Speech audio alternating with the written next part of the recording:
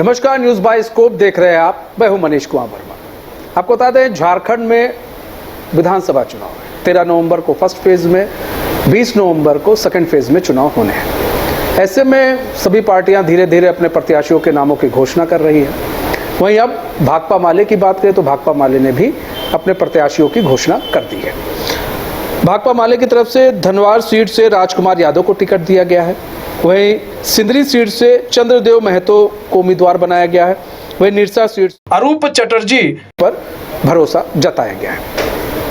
आपको बता दें कि सिंदरी और निरसा सीट, इस पर तो सहमति बन गई है इंडिया अलायंस में, लेकिन धनवार सीट पर पेच कहीं ना कहीं फंसा हुआ है। और ऐसे में अभी धनवार सीट पर पेच इसलिए भी फंसा हुआ है क्योंकि भाकपा माले ने तो अपना प्रत्याशी उतार दिया है, लेकिन अभी इंडिया अलायंस में इसको लेकर चर्चाओं का बाजार गर्म है कि इस सीट पर अभी भी कुछ भी उलटफेर हो सकता है। हमारे साथ हमारे वरिष्ठ सहयोगी राकेश रंजन जी है। ज़्यादा जानकारी के लिए राकेश रंजन जी का हम रुख करेंगे। राकेश रंजन जी, सबसे पहले हम धनवार सीट का ही जिक्र कर देते हैं। राजकुमार यादव को टिकट दिया गया है। ऐसे में सवाल ये है सर कि अभी इंडिया अलायंस में पेच फंसा हुआ है और इधर भाकपा माले अपने प्रत्याशियों के नाम की घोषणा कर रही है और वहाँ से राजकुमार यादव को टिकट भी दे दिया गया है। क्या लगता है, जो इंडिया अलायंस है, क्या इस पर सहमति बन पाएगी और क्या इंडिया अलायंस इस पर मुहर लगाएगा? नहीं, ठीक है, आपने उतार दिया तो ठीक है। मुझे लगता है कि अंततः सहमति बन जानी चाहिए, क्योंकि पिछली बार राजधनवार से जेएमएम ने अपना कैंडिडेट दिया था और जो उनका कैंडिडेट था निजामुद्दीन थे, वो 6ठी पोजीशन पर चले गए थे और उनको सिर्फ 7.6% वोट जो है वो आया था। तो इसलिए मुझे लगता है कि यहाँ पर चूँकि राजकुमार यादव भाकपा माले के कद्दावर नेता हैं और चुनाव लड़ने का एक उनको लंबा अनुभव है। उन्होंने विधानसभा के कई चुनाव लड़े हैं, लोकसभा के चुनाव लड़े हैं और यहाँ से 2014 में जो है वो जीतने में भी सफल रहे थे। और आप ये भी देखें कि राजकुमार यादव जो हैं जब नहीं जीते हैं तो दूसरी पोजीशन पर रहे हैं। तो इसलिए यहाँ पर राजधनवार में भाकपा माले का दावा जो है वो मजबूत दिखता है और मुझे लगता है कि अंततः इस सीट पर सहमति बन जानी चाहिए। और यहाँ से बाबूलाल मरांडी जो है वो चुनाव लड़ेंगे, भाजपा के प्रदेश अध्यक्ष। तो ये हॉट सीट है, धनवार जो है ये हॉट सीट है, क्योंकि यहाँ से बाबूलाल मरांडी चुनाव लड़ेंगे और दो झारखंड के बड़े नेताओं के बीच जो है भिड़ंत होगी और उसका गवाह बनेगा राजधनवार। क्योंकि राजकुमार यादव भी, अगर आप माले नेताओं की बात करें तो काफ़ी वरिष्ठ हैं और उनका काफ़ी सम्मान है पार्टी में, और दूसरी तरफ बाबूलाल मरांडी होंगे। तो इस मुकाबले की बेसब्री से प्रतीक्षा सभी कर रहे हैं। पिछली बार जो है वो मल्टी कॉर्नर कॉन्टेस्ट हो गया था। बाबूलाल मरांडी जेवीएमपी से लड़ रहे थे, राजकुमार यादव माले से थे। इसके अलावा बीजेपी ने अपना कैंडिडेट दिया था जो कि तीसरी पोजीशन पर थे। फिर यहाँ से एआईएमआईएम ने कैंडिडेट दिया था, क्योंकि यहाँ पर मुस्लिम आबादी जो है वो 24.5% है। और मुझे लगता है कि इस सीट पर अभी तक फैसला शायद इसी वजह से नहीं हो पाया हो, क्योंकि इंडिया ब्लॉक में ये हो सकता है कि लोगों को लग रहा हो कि चूँकि 24.5% से ज़्यादा मुस्लिम वोटर्स हैं तो ये सीट उनके पाले में जा सकता है। तो इस वजह से इस पर चर्चाएं जो है वो चल रही हैं। लेकिन मुझे लगता है कि अंततः ये सीट राजकुमार यादव को ही मिल जाएगा, ऐसी मुझे संभावना दिख रही है और वो मजबूत है यहाँ पर। और अब तो वो उतर भी गए हैं चुनाव में। अब अगर ऐसी परिस्थिति में इंडिया ब्लॉक से कोई और कैंडिडेट आता है तो फिर एक तीसरा कोण खुल जाएगा और फिर वैसी परिस्थिति में राजकुमार यादव पिछली बार भी दूसरे नंबर पर थे तो उसका फायदा बीजेपी को मिल जाएगा। और अगर आमने सामने की लड़ाई होती है तो आप कांटे के मुकाबले की उम्मीद जो है वो राजधनवार से कर सकते हैं। अच्छा, यहाँ पर देखिए, यहाँ तो अब धनवार की तो बात हो गई। अब हम बात कर लें निरसा सीट से अरूप चटर्जी को मिला है, उनको टिकट दिया गया है। वहाँ मजबूती की बात करें, वहाँ की सीटों की बात करें तो वहाँ पर क्या लगता है, क्या समीकरण बैठेंगे? देखिए, निरसा से अरूप चटर्जी हैं, वो भी वरिष्ठ नेता हैं।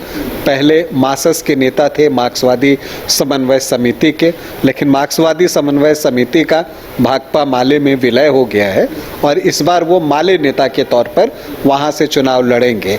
वैसे जहाँ तक अरूप चटर्जी की बात है, वो जो है अपने क्षेत्र में उनकी एक अपनी लोकप्रियता है, 2 बार के विधायक हैं, पिछली बार भी दूसरी पोजीशन पर थे और पिछली बार दूसरी पोजीशन पर इसलिए थे क्योंकि जेएमएम ने यहाँ से अपना कैंडिडेट दे दिया था और जो जेएमएम का कैंडिडेट था वो यहाँ से 22.35% वोट लाने में कामयाब हो गया था। जबकि अगर आप बात करें कि निरसा से अरूप चटर्जी को कितना वोट आया तो उन्होंने भी 30.14% वोट लाया था। तो अगर ये दोनों वोट ऐड ऑन हो जाते हैं तो ये सीधे जो है 52.5% के आसपास पहुंच जाता है और एक बार 50% पार हो जाए तो फिर आप उनकी जीत ऑलमोस्ट कंफर्म हो जाती है। लेकिन ये भी एक बात है कि राजनीति में 2 जोड़ 2 4 हमेशा नहीं होता है, कई बार 2 जोड़ 2 जो है वो 6-7 भी हो जाता है और कभी 3 ढाई 2 भी रह जाता है। तो ये चीज़ है। तो अब ये देखना है कि क्या पूरा वोट ट्रांसफ़र होता है जेएमएम का आपको माले की तरफ या फिर उसका कुछ हिस्सा कहीं और निकल जाता है या फिर जो पिछली बार यहाँ जेएमएम के कैंडिडेट थे वो क्या रुख अख्तियार करते हैं या फिर और कौन कौन से प्रत्याशी यहाँ खड़े होते हैं, इन सारी चीज़ों पर निर्भर करेगा। लेकिन एक बात तो है कि जो उत्तरी छोटा नागपुर है वहाँ पर अगर इंडिया गठबंधन में माले सम्मिलित होता है तो गठबंधन मजबूत होता है क्योंकि उत्तरी छोटा नागपुर बीजेपी का हमेशा से स्ट्रांग होल्ड रहा है और अगर उसे रोकना है तो इंडिया गठबंधन में जो एका है वो सबसे ज़्यादा ज़रूरी होगा। तो उस लिहाज से आप देखें तो निरसा जो है वो एक सीट है जिस पर कि इंडिया गठबंधन को और माले को उम्मीद होगी कि ये सीट उनके पाले में आ सकता है। अरूप चटर्जी ऑलरेडी 2 बार के विधायक हैं, 2009 में भी जीते, 2014 में भी जीते, 2019 में भी दूसरी पोजीशन पर रहे। तो यहाँ का चुनाव भी दिलचस्प होगा और चूँकि पिछली बार जो यहाँ बीजेपी की कैंडिडेट थी अपर्णा सेन गुप्ता, उनमें और अरूप चटर्जी में मुकाबला जो है वो होता रहता है, ये 2 व्यक्तियों के बीच है। पिछली बार भी अपर्णा सेन ने यहाँ अच्छा प्रदर्शन किया था और 42.2% वोट लाए थे, तो कम वोट उनके पास भी नहीं था। तो एक दिलचस्प मुकाबले की उम्मीद जो है हम निरसा में कर रहे हैं। आप देखते हैं कि बाजी किसके हाथ लगती है।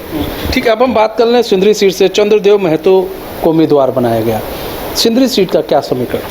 देखिए, चंद्रदेव महतो की बात करें, इनको बबलू महतो के नाम से भी जाना जाता है और ये मासस के जो वरिष्ठ नेता हैं आनंद महतो, उनके बेटे हैं। आनंद महतो वो शख्स हैं जो जब तक झारखंड अलग राज्य बना नहीं था, जब बिहार एक था जिसमें झारखंड भी सम्मिलित था, तो वो कभी बिहार में चुनाव हारे नहीं और झारखंड बनने के बाद वो कभी चुनाव जीते नहीं। तो ये दिलचस्प इत्तेफाक है।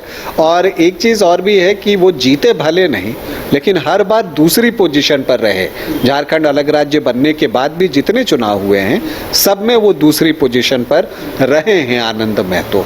तो यहाँ पर भी मासस का एक अपना जो है प्रभाव रहा है। अब मासस जो कि माले हो गया है, माले में मिलने के बाद, विलय करने के बाद, तो अब जो है माले प्रत्याशी के रूप में बबलू महतो उतरेंगे और जो उनके पिता नहीं कर सके झारखंड राज्य बनने के बाद वो करने की कोशिश करेंगे।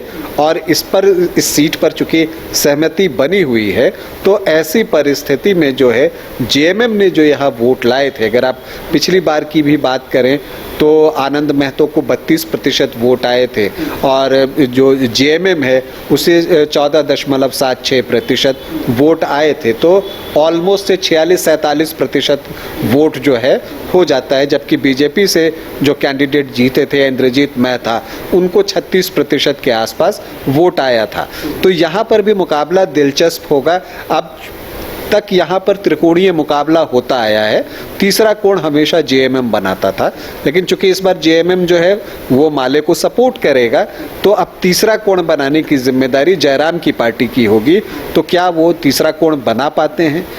और अगर वो तीसरा कोण नहीं बना पाते हैं तो फिर एक कांटे का मुकाबला यहाँ भी आप देखेंगे, क्योंकि इंद्रजीत मेहता की बीमारी की वजह से उन्हें टिकट नहीं मिला है, उनकी पत्नी को टिकट मिला है, तो एक सिंपैथी वोट भी उनके पक्ष में जाएगा। उनके पति बीमार हैं, अस्पताल में हैं, तो इसलिए जो है एक सिंपैथी वोट उनकी तरफ भी जाएगा। बीजेपी का एक अपना यहाँ पर वोट बैंक है, तो एक दिलचस्प मुकाबला आपको सिंदरी में भी देखने को मिलने वाला है। मतलब कुल मिला के बात की जाए कि सिंदरी की बात करें, धनवार की बात करें, निरसा सीट की बात करें, तो यहाँ पर कड़ा मुकाबला और देखने को मिलेगा, कांटे की टक्कर देखने को मिलेगी। लेकिन आपको बता दें एक बार फिर से कि भाकपा माले ने अपने उम्मीदवारों की लिस्ट जारी की है। धनवार सीट से राजकुमार यादव को टिकट तो दिया गया है, लेकिन अभी कहा जा रहा है कि धनवार सीट उम्मीदवार तो उतार दिया गया है, लेकिन अभी इंडिया अलायंस में इसको लेकर चर्चा अभी हो रही है। और सिंदरी सीट से चंद्रदेव महतो को उम्मीदवार बनाया गया है, निरसा सीट से अरुण चटर्जी को उम्मीदवार बनाया गया है। तो फिलहाल अब देखना ये होगा कि अब चुनाव के बाद सब कुछ क्लियर हो जाएगा कि किसके पाले में जनता वोट करती है। जनता के बीच में ये लोग जाएंगे, अपने ताल ठोकेंगे और तमाम तरह की बातें कही जाएंगी, वादे किए जाएंगे। अब अपने वादों पर कौन खरा उतरता है वो तो आने वाला वक्त ही बताएगा। फिलहाल हमारे इस खास पेशकश बस इतना ही। मुझे दीजिए इजाजत, तो खबरों के साथ बने रहने के लिए देखते हैं न्यूज़ वॉइस को। नमस्कार।